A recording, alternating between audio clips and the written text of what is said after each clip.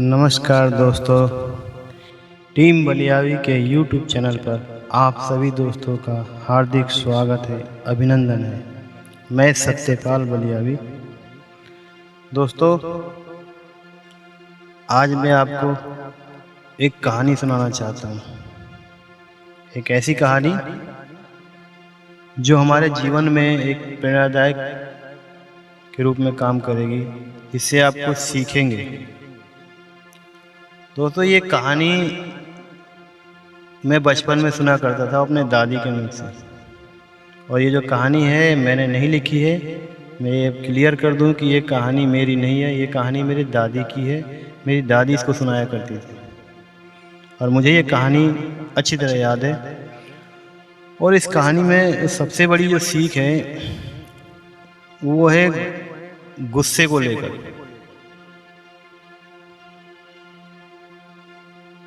कि गुस्सा जो है वास्तव में ये इंसान को खुद को ही नुकसानदायक है। और खासकर पहला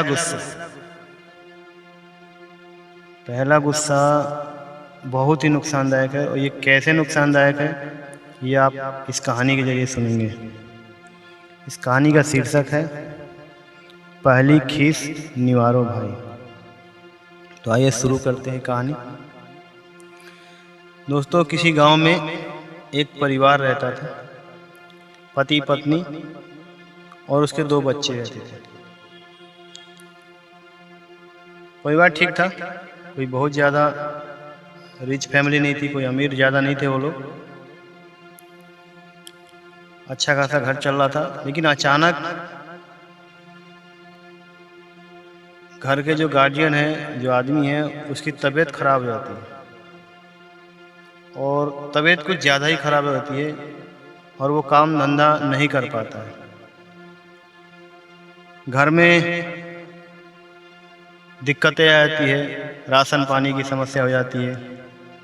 पत्नी समझ नहीं पाती कि अब क्या करूं। पति की तबीयत खराब है और पैसे भी नहीं है। घर का राशन ख़त्म हो चुका है और खाने को लाले पड़ गए हैं। वो पति से बोलती है कि जी क्या किया जाए, घर में अनाज नहीं है और बच्चे भूखे तड़प रहे हैं। पति बोलता है कि तुम घबराओ मत, जितना मैं कह रहा हूँ उतना काम करो। तुम मुझे एक कागज और एक कलम दो। पत्नी कागज कलम ला के देती है पति को। तो पति क्या करता है, उस पे 3 लाइनें लिखता है। पहली लाइन है कि पथ चलत पर संग्रह करियो। दूसरी लाइन है कि पर सेज पर लात न रखियो। और तीसरी लाइन है पहली खीस निवारो भाई। पथ चलत पर संग्रह करियो, पर सेज पर लात न रखियो, पहली खीस निवारो भाई। पति यह कागज पर लिखकर और पत्नी को देता है। बोलता है कि जाओ, तुम बाजार में जाओ और इस पर्चे को कम से कम 3000 रुपये में बेच के आओ। पति की यह बात सुन पत्नी झल्ला जाती है, गुस्से में हो जाती है। कहती है, आप कैसा मजाक कर रहे हैं? एक तो हमारे घर की स्थिति सही नहीं है और आप कह रहे हैं कि ये पर्चे पे 3 लाइन लिख के दी और बोले कि जाओ इसको बेच के आओ। तो पति बोलता है कि देखो, यह कोई मामूली लाइनें नहीं हैं, यह इंसान को बहुत काम आने वाली लाइनें हैं। इसका जो अर्थ है वो मैं तुम्हें बताता हूँ। तो पति उन 3 लाइनों का अर्थ पत्नी को बताता है और कहता है कि जाओ, तुम बस इसको बेच के आओ। तो पत्नी कहती है ठीक है, जब समय ने हमारे साथ इतना बड़ा मजाक कर रखा है, हमारी स्थिति ठीक नहीं है, थोड़ा मजाक और सही। अब वो पर्चा लेके जाती है, बाजार में खड़ी हो जाती है और बोलती है पर्ची ले लो, पर्ची ले लो। 3,000 में पर्ची ले लो। लोग हंसते हैं उसकी बातों को सुनकर, पागल औरत ये कहाँ से आ गई, पर्ची बेच रही है 3,000 रुपये में। उसी में एक समझदार व्यक्ति होता है जो सोचता है यार इस पर्ची में जरूर कोई ना कोई खास बात होगी, तभी यह औरत बेच रही है। वह उसके पास जाता है और पूछता है कि ऐसी इस पर्ची में ऐसी क्या बात है जो आप 3,000 रुपये में बेच रही हैं, इसमें क्या लिखा हुआ है। तो वो औरत उस पर्ची की महत्ता बताती है, उसमें लिखी लाइनों का अर्थ बताती है। वो आदमी उस पर्ची को 3,000 रुपये में खरीद लेता है और साथ में साग सब्जी फल फ्रूट भी खरीदा होता है। वो औरत 3,000 रुपये पाकर बहुत खुश होती है, कहती है कि मैं अनायास पति को कोस रही थी, लेकिन वास्तव में कोई ना कोई खरीदार मिल गया। फिर क्या होता है कि वो औरत अपने घर चली जाती है। यहाँ से इस औरत की कहानी साइड हो जाती है। अब कहानी शुरू होती है जो व्यक्ति उस पर्ची को खरीदा होता है। वो पर्ची और साथ में साग सब्जियाँ फल फ्रूट लेके घर जाता है। उसकी पत्नी पूछती है कि जी बाजार से क्या क्या लाए हो। तो बोलता है कि देखो बाजार से साग सब्जियाँ लाया हूँ, फल लाया हूँ, ज़रूरत की सामानें लाया हूँ और साथ में एक पर्ची भी लाया हूँ। तो कहती पर्ची, कैसी पर्ची। तो वो उस पर्ची को दिखाता है अपनी पत्नी को और उससे बोलता है कि देखो इसमें ये लिखा है बातें कि पथ चलत पर संग्रह करियो, पर सेज पर लात न रखियो, पहली खींचनी वालों भाई। उनका वो मतलब भी बताता है कि जो उसका अर्थ होता है वो जो औरत बताई होती है। तो उसकी पत्नी कहती है आप पागल हो, 3,000 रुपये की ये पर्ची खरीदाई, ये 3 लाइनें कहावत की, इससे हमारा क्या फायदा है। तो वो बोलता है कि देखो इसमें जो बातें लिखी वो सत्य है, अभी हम ये समय आने पर सब पता चल जाएगा कि आखिर इससे हमारा क्या फायदा। बोलती ठीक है कोई बात नहीं, ऐसे ही पैसा बर्बाद करते रहो और भी कुछ ले आना, ऐसे ही कुछ मिले तो। वो पत्नी को समझाता है, बोलता है कि जाने तो हो सकता है उसके घर में कोई मजबूरी हो। तो उसने ये पर्ची बेचा या बेवकूफ़ भी बनाया होगा, तो चलो 3,000 रुपये में हम रोड पे तो नहीं आ जाएंगे। तो कुछ दिन बीतता है और उसके बाद वो उसका जो पर्ची खरीद के लाया होता है वो अब जाता है शहर को कमाने। शहर कोई ज़्यादा दूर नहीं होता। उसकी पत्नी 2 लड्डू देती है, बोलती है कि ये लीजिए और रास्ते में पानी वानी प्यास लगे तो पानी खाकर पानी पी लीजिएगा। तो बोलता ठीक है। अब वो निकलता है, पैदल ही जा रहा होता है। कहानी बहुत पुरानी है, कुछ ज़माने में साधन नहीं हुआ करते थे, तो पैदल ही निकलता है। वो शहर भी दूर नहीं था। तो कुछ दूर चलता है तो उसे वो पर्ची याद आती है कि यार पर्ची को खोल के देखता उसमें क्या लिखा है। तो उसमें पहली जो लाइन लिखी थी कि पथ चलत पर संग्रह करियो। मतलब यह कि जब आप पथ मतलब रास्ता, मतलब आप कहीं भी जा रहे हो तो कोशिश, जो औरत उस लाइनों का अर्थ बताई थी वो अर्थ ये है कि यदि आप कहीं भी जा रहे हैं तो भरसक आपकी कोशिश होनी चाहिए कि आप अकेले कहीं ना जाएं। संयोगवश अगर रास्ते में कुछ हो जाता है और आप अकेले होते हैं तो आपके परिवार को आपकी स्थिति का पता कैसे चलेगा। तो इसलिए किसी न किसी को साथ लेकर जाना चाहिए कहीं भी अगर दूर सफ़र कर रहे हैं तो। अगर वो चाहे उससे कितनी भी नाराज़गी हो, अगर किसी अनहोनी पर कोई अनहोनी बात हो जाती है तो वो आदमी ज़रूर आपकी खबर को आपके घर तक जरूर पहुंचाएगा, चाहे वो कितना भी बड़ा दुश्मन हो। तो इसके साथ तो कोई था नहीं। इसने इधर उधर देखा तो उसे जमीन कि तालाब था, एक तालाब के किनारे एक केकड़ा रेंग रहा था। एक केकड़ा उठाया और जेब में रख लिया। और कैसे रखा? 2 लड्डू थे इसके पास, एक लड्डू नीचे, ऊपर केकड़ा, उसके ऊपर फिर लड्डू, और चल दिया। थोड़ा दूर चला, इसे थकान हुई तो एक पेड़ था, एक बरगद का पेड़ था, तो सोचा कि इसके नीचे थोड़ा आराम किया जाए, और आराम करने के लिए लेटा और उसको आंख लग गई, सो गया। उस बरगद के पेड़ पर कौवा और सांप, ये 2 एक पक्षी और जंतु ये रहते थे। उनमें काफी गहरी दोस्ती थी उनमें आपस में। तो कौवा तो थोड़ा चालाक प्रवृत्ति का पक्षी है, वो सांप से कहता है, दोस्त देखना इस राही के जेब में कुछ है, चलना, तू एक काम कर, उस राही को डस ले और मैं उसके जेब से जो भी सामान होगा मैं निकाल कर लाऊंगा, फिर हम दोनों खा लेंगे। तो सांप बोलता है कि नहीं, उसने हमारा क्या बिगाड़ा, और सबसे बड़ी बात कि क्या पता कि उसके जेब में क्या रखा है क्या नहीं है। तो बोलता है नहीं, उसके जेब में कुछ ना कुछ खाने वाली चीज है, देख तुझे मेरी दोस्ती की कसम है, तुझे उसे डसना ही होगा। तो बोला कि अरे भाई, उसने हमारा क्या बिगाड़ा है कि मैं डसूं? तो एक काम कर, कौवा बोलता है कि तुम एक काम करो, तुम उसके पैर के पास जाके बैठ जाओ, वो करवट लेगा और तुम्हें चोट लगी, तुम गुस्से में डस लेना।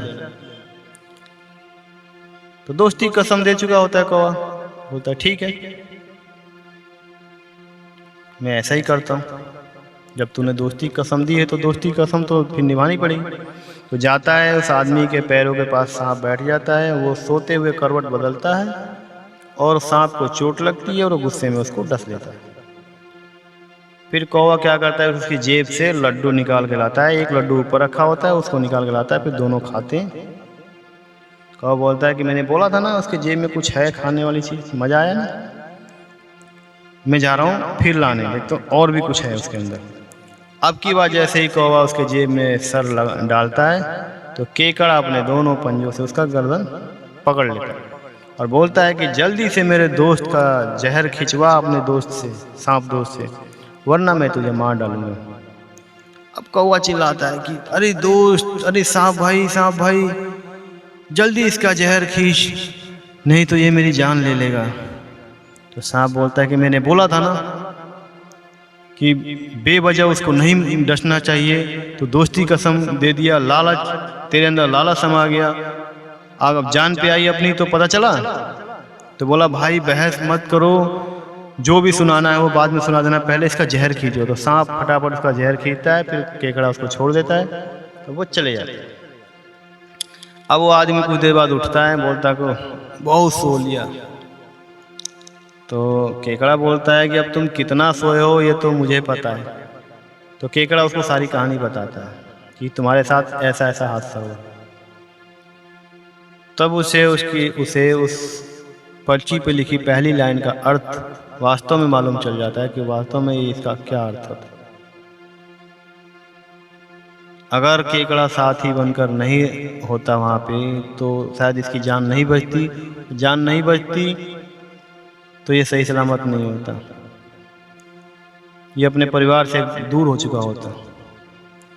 अब फिर ये चलता है वहाँ से, फिर वहाँ से चलते इसको बहुत जोर की प्यास लगती है, कुछ दूर चलता है, प्यास लग जाती है, तो देखता है कि रास्ता सुनसान है और कहीं पानी नहीं दिख रहा। कुछ दूरी पे उसे एक झोपड़ी सी नजर आती है, बोलता है इतने सुनसान जगह पे एक झोपड़ी, चलो हमसे क्या हो सकता है, वहाँ पानी वानी मिल जाए।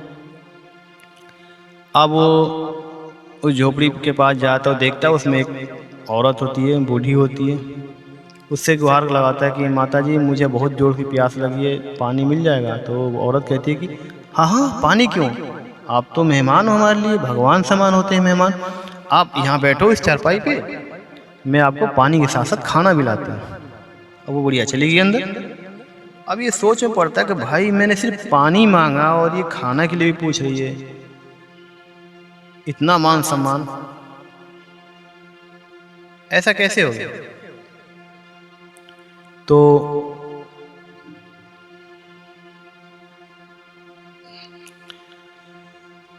वो पर्ची निकालता है। तो पर्ची पे देखता है कि दूसरी जो लाइन लिखी होती है कि पर सेज पर लात मत रखिए। पर मतलब दूसरा, अनजाना। तो कहने का मतलब यह है कि जो अनजान व्यक्ति या दूसरा आदमी आपको जरूरत से ज्यादा मान सम्मान दे रहा है तो वहां आपको सतर्क होने की आवश्यकता है। अब वो क्या करता है कि वहां से उल्टे पे पहले वो बिस्तर को चेक करता है। देखता है कि बिस्तर, जब चरपाई पे जो बिस्तर होता है उसको हटा के देखता है तो उसके नीचे चाकू भाला सब लगा रखा है, एकदम बढ़िया से सजाया गया कि कोई भी उस पर बैठे तो वो उसी में फंस जाएगा, मर जाएगा वो। और ये बुढ़िया लूटपाट का काम करती थी। वो वहां से उल्टे पैर निकल लिया। दूसरी लाइन का भी महत्व उसको पता चल चुका है कि कितना महत्व है, और उससे दूसरी बार भी उसकी जान ही बचती है। अब वो अपने शहर को पहुंच चुका है जहां उसको जाना होता है। वो काम धंधे में अब लीन हो जाता है, काम करता है जहाँ कंपनी में। वहां उसकी किसी औरत से, मतलब अपने कर्मचारी, किसी महिला कर्मचारी से उसकी दोस्ती हो जाती है। और दोस्ती इस कदर होती है कि वो अपनी पत्नी को भूल जाता है। घर पे कोई चिट्ठी खबर नहीं भेजता, वहाँ पे पत्नी की खोज खबर नहीं लेता। इसकी पत्नी घर पर परेशान कई महीने हो जाते कि भाई मेरे पति गए और अभी तक कोई खबर नहीं। इसे पता होता है कि इसके पति कहाँ गए हैं, तो ये क्या करती है कि पता लगाने के लिए कि मेरे पति आखिर में मुझे क्यों भूल गए, मुझे जाना चाहिए। तो ये जाती है शहर और अपना गेटअप चेंज कर लेती है, रूप रंग वेशभूषा बदल लेती है ताकि इसके पति पहचान ना पाए। और यह देखती है कि इसके पति किसी महिला के साथ दोस्त अफेयर में आ चुके हैं। इस वजह से ये भूल गए हैं इसको। ये जहाँ इसके पति रहते हैं वहीं पे ये भी कमरा ले लेती है। और इसका पति अपने पड़ोस में एक नई औरत को देखकर इसके साथ भी मतलब मोहित हो जाता है। क्या होता है कि यह अपने पति को अपने प्रेम जाल में पूरी तरह मतलब फांस लेती है। और जो महिला पहले से उसके पति की दोस्त होती है उससे दूरी हो जाती है। अब ये दोनों साथ रहते हैं, बोलते हैं कि मतलब पास में ही रूम है तो एक दूसरे के साथ ही हैं। काफ़ी दिन रहते हैं ये साथ में। उसके बाद ये औरत कहती है कि देखो जी, अब मुझे घर जाना है, मेरा परिवार है, लोग इंतज़ार कर रहे होंगे कि मैं तो बस ऐसे ही आई थी किसी को ढूंढते ढूंढते, वो मिला नहीं मुझे, है ना। तो बोलते किसको ढूंढते आई थी, तो था कोई, है ना, तो मिला कि नहीं। तो बोलती है कि नहीं मिल गया है, पता लग गया है मुझे, इसलिए अब मैं जा रही हूँ घर। तो ठीक है, तो आप मुझे छोड़कर कैसे जा सकती हो, मुझे तो आपके साथ प्यार हो गया, मैं चाहता हूँ कि आपके साथ शादी कर लूँ। तो नहीं जी, शादी नहीं, मैं शादीशुदा हूँ, मेरे पति हैं, है ना, मेरा परिवार है, मैं आपसे शादी नहीं कर सकती। तो फिर बोलता है कि फिर हमारी मुलाकात कैसे होगी, तो हमारी मुलाकात कभी होगी तो क्या तुम पहचानोगी हमें। तो हाँ क्यों नहीं पहचानोगी, आप मुझे निशानी दे दीजिए अपनी, है ना, कोई निशानी दीजिए आप, और कोई निशानी मैं देती हूँ। एक दूसरे की निशानी एक दूसरे के पास रहेगी तो हम पहचानने में आसानी होगी। तो पति उसका एक अंगूठी देता है इसको, और ये भी अपनी तरफ से एक निशानी देती है। यह अपने गले का माला दे देती है, और वो माला इसका पति नहीं खरीदा होता, ये इसकी खुद की होती है। अब ये घर आ जाती है। फिर कुछ महीनों बाद इसको एक बच्चा होता है, पति को मालूम नहीं है। उधर पति को भी बड़ी याद आती है अपनी पत्नी की। बोलता है कि मैं इतने दिनों से शहर में रह गया और अब दो दो महिलाओं के संपर्क में आ गया और अपनी पत्नी को भूल गया। मेरे साथ मैंने बहुत गलत किया ये अपनी पत्नी के साथ। मुझे अब अपने घर जाना चाहिए, अपनी पत्नी के पास जाना चाहिए। ये घर जाता है तो देखता है, घर जैसे घर में घुसता देखता है कि पालने में एक बच्चा खेल रहा है। देख के समझ नहीं पाता है बच्चा किसका है। पत्नी को आवाज लगाता है, पत्नी आती है, ये बच्चा किसका है? तो बच्चा अपना है। तो पत्नी ये पति बहुत गुस्सा होता है, बोलता है कि झूठ, तुम बहुत झूठ बोल रही हो, ये बच्चा मेरा हो ही नहीं सकता। मैं तो इतने दिनों से यहाँ था ही नहीं तुम्हारे पास, तो ये बच्चा मेरा कैसे हो सकता है? सच सच बताओ वरना मैं इस बच्चे को मार डालूंगा। वो झट तलवार उठाता है और बच्चे को मारने ही जाता है। तब तक उसको ध्यान आता है कि पर्ची में कुछ, पर्ची को एक बार खोल के देखा है, उसमें कुछ लिखा है। तो उसमें लिखा होता है कि पहली खीस निवारो भाई। मतलब इंसान को कभी भी किसी पे भी गुस्सा अगर आता है, तो अगर वो गुस्सा पहला गुस्सा है किसी भी व्यक्ति पर, घर का सदस्य हो, बाहर का कोई भी सदस्य, अगर उस पर पहली बार गुस्सा आता है और गुस्सा बहुत भयंकर आया, तो एक बार उस पहले गुस्से को थूक देना चाहिए, वरना पहला गुस्सा बहुत बड़ा अनर्थ करा देता है। फिर वो प्यार से पूछता है, देख मैं इतने दिनों से यहाँ था नहीं, जब मैं इतने दिनों से था नहीं और तू कहती कि बच्चा हमारा कैसे संभव है? तब इसकी पत्नी उसे सारी बात बताती है कि मैं आपके पास शहर गई थी अपना वेशभूषा बदल कर, और आप किसी महिला के साथ संपर्क में थे, फिर मेरे संपर्क में आए और हम दोनों में प्यार हुआ, तो ये उसी की निशानी है। आपने मुझे अंगूठी दी थी, वो ये रही। अंगूठी देखने के बाद ये समझ जाता है कि हाँ मेरी भी पत्नी और मेरे पास गई थी, और ये पत्नी बताती भी है कि मैं क्यों आपके पास गई थी, आप मुझे भूल गए थे, मैं बस पता लगाने गई थी कि आप कर क्या रहे। तो बोलता है वो मुझसे बहुत बड़ी गलती होगी, पत्नी से माफ़ी मांगता है और कहता है कि देखो, ये अब अपनी कहानी बता रहा है कि कैसे घर से निकला और कैसे क्या क्या इसके साथ हुआ। अब बोला कि देखो, और ये जो बच्चा अपना बच्चा मैं खुद ही मारने जाता हूँ, ये बच्चा बचा भी है तो उस पर्ची की वजह से। तुम पूछे थे ना कि उसमें 3 लाइनें, ये 3 लाइनों की क्या है कहावत है, ये देखो ये कहावत ऐसे ऐसे हुई है मेरे साथ, और 2 बार तो मैं बचा और तीसरी बार मेरा बच्चा बचा। मैं गुस्से में तो मैं अपने बच्चे को मार देता। तो पत्नी को भी एहसास होता है कि हाँ हमारे पति ने जो पर्ची खरीदा था उसमें जो कहावतें लिखी है वास्तव में वो हमारे जीवन में बहुत काम आने वाली है।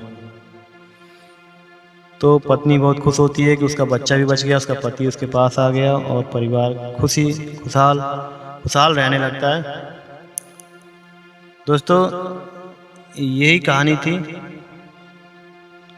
और इस कहानी में जो 3 लाइनें हैं, जो 3 लाइन की कहावत है कि पथ चलत पर संग्रह करियो, पर सेज पर लात न रखियो, पहली खीस निवारो। कभी भी हम कहीं भी सफ़र करें, कोशिश यह होनी चाहिए कि हम कोशिश यही करें कि अकेले ना जाएं, लंबा सफ़र पे खासकर। ऐसी बहुत सी घटनाएं हैं जो आदमी कहीं जाता है अकेले होता है, कुछ आज तक पता ही नहीं चलता कि वो कहाँ है कहाँ नहीं है, घर वाले अभी तक उसको ढूंढते हैं। ऐसी कई घटनाएं हैं जो मैं जानता हूँ। मेरे अपने लोग भी हैं जो यही कहते हैं कि फलाना हमारा घर का आदमी वहाँ से निकला और अभी तक घर नहीं पहुँचा। शायद उनके साथ कोई होता तो कुछ जानकारी दे पाता। और अनजान आदमी तो आप जानते ही हैं कि कभी भी अनजान आदमी अगर आपको ज़रूरत से ज़्यादा मान सम्मान दे रहा है तो आपको सतर्क होना चाहिए। जैसे कि सफ़र में अक्सर होता है, कोई अनजान जैसे लूटपाट करने वाले होते हैं, अनजान होते हैं, वो बड़े प्यार से पेश आते हैं, बड़े आपको मानते हैं, जानते हैं, अच्छी अच्छी बातें करते हैं मीठी, तो वहाँ आपको सतर्क होने की ज़रूरत है। और रही बात पहली खींच निवारो भाई, तो पहला गुस्सा सच में बहुत ख़तरनाक होता है। इसलिए कभी भी किसी पर गुस्सा आए, खासकर पहली बार गुस्सा आता है, तो उसको थूक दीजिए, माफ़ कर दीजिए। चलिए पहली बार गलती हो गई ज़िंदगी। मेरी भी कोशिश यही है कि कभी भी फ्यूचर में किसी पे भी कोई गुस्सा आए तो उस गुस्से को थूक दिया जाए। ऐसा नहीं है कि गुस्सा आता है और कभी कभी जायज़ गुस्सा भी होता है। गुस्सा करना कहीं कहीं जगहों पर जायज़ होता है,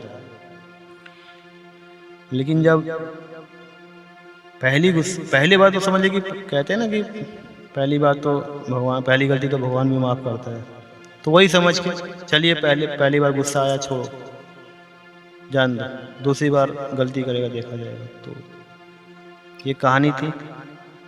ये कहानी मेरी दादी कहती थी। मेरी दादी, मैंने उनका नाम नहीं बताया आपको। मेरी दादी, जिनका नाम लालमुनि, श्रीमती लालमुनि, जो कि अब इस दुनिया में नहीं है, और हमें बहुत कहानी सुनाया करती थी। तो उनकी कुछ और भी कहानियाँ जो मेरे जहन में है, अभी तक मुझे याद है, मैं आपको अगली कहानी में सुनाऊंगा। और यदि इस कहानी से आपको कोई शिक्षा मिली, आपको कुछ सीख मिली है, तो प्लीज़ आप कमेंट करके बताइएगा। और हाँ, एक रिक्वेस्ट, यदि आपने हमारे चैनल को सब्सक्राइब नहीं किया तो प्लीज़ सब्सक्राइब ज़रूर कर लीजिएगा, क्योंकि आने वाले समय में इस चैनल पे आपको कहानी के साथ साथ बहुत चीज़ें देखने सुनने को मिलेगी। सिनेमा हो गया, चाहे राजनीति हो गया, या फिर हेरिटेज साइट, जैसे कि घूमने की कोई जगह हो गई जो ऐतिहासिक स्थल है, जिसे आप नहीं जानते, अनजान हैं, वीडियो के माध्यम से उनका भी दर्शन कराया जाएगा। और जैसे कि क्रांतिकारी जो हमारे देश की आज़ादी में बहुत जो शहीद हुए हैं, क्रांतिकारी जिनका नाम हम नहीं जानते, हमारी कोशिश होगी कि उनके बारे में भी, उनकी जीवनी पर वीडियो बनाया जाए और आप तक पहुंचाया जाए। और शुरुआत अपने बलिया के क्रांतिकारियों से किया जाएगा। तो आपसे रिक्वेस्ट है, आप प्लीज़ इस चैनल को सब्सक्राइब कीजिए, और ये कहानी आपको पसंद आई है तो इसे अपने दोस्तों में शेयर कीजिए। जितना ज़्यादा से ज़्यादा उसे शेयर कीजिए, कमेंट कीजिए, लाइक कीजिए। धन्यवाद।